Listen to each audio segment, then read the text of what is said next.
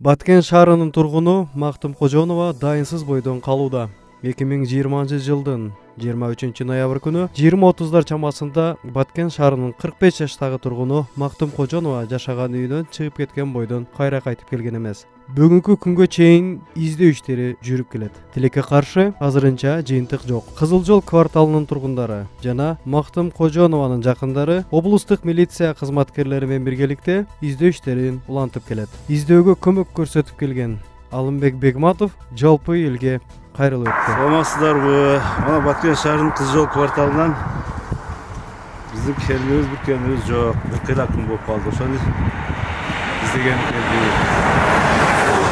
элге рахмат. Ушунча элдер келип жардам кылып атат, бирок табылбай атат. Көпчүлүк көрүп билгендер болсо кабарлап койсоңуздар жакшы болот деди.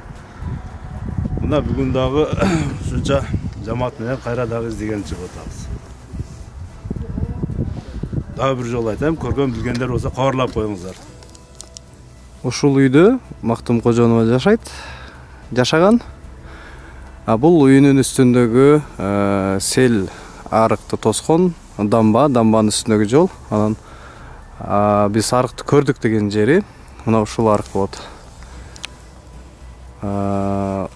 Башкача айтканда лоток деп коебуз го. Ушул лоток бойлоп издешкен кечкурун 23 ноябрь күнү. Анан ажатканага түшүп кетиптир, тиги бу дегендер.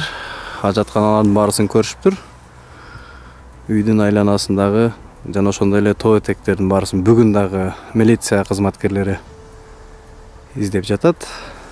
Милиция кызматкерлеринен 15ке жакын кызматкерлер тартылып, алар атайын атчан биздин жарандарыбызды дагы издөө иштерине жардам иретинде суранып, аларды дагы ушул жака издөө иштерине тоо этектерине чакырган. Аз да көрсөтүп кетейин, могу Мактым Кожонова жашаган үй болсо, азыр мынау айылдын чет эмес, мындан нары дагы үйлөр бар. Анан кийин ушул тоолор башталат. Азыр милиция кызматкерлери дал ошол тоо этектерин издеп жатат. Жана ошондой эле Кожонованын жакындары 20дан ашык жарандагы дал ошо тоо этектерин издөө иштерин улантып жатат. Жыйынтыгын көрөбүз. Балким табылып калат. Бул факты Баткен шаардык ички иштер бөлүмү тарабынан бирдиктүү реестрге дайынсыз жоголуу беренеси менен катталганын облустук ички иштер башкармалыгынын басма-сөз кызматынын инспектору Нурланбек Шайбек уулу. Баткен шаарынын Кызыл жол кварталынын тургуну Кожонова Мактым ушул эле жылдын 23 ноябрь күнү өзү жашап жаткан үйдөн кечки саат 8:30 чамасында чыгып кеткен боюнча кайрылып үйүнө келген эмес.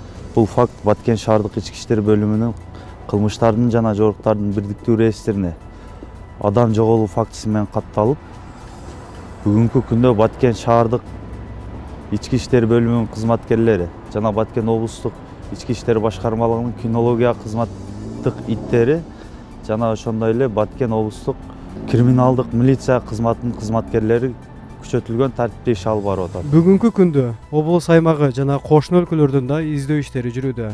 Урматтуу көрөрман, сизде да Мактым Кожонова тууралуу кандайдыр бир маалымат болсо, жакынкы милиция бөлүмүнө же жакындарына кабар берүүңүздөрдү суранабыз. Салам медиа, Баткен.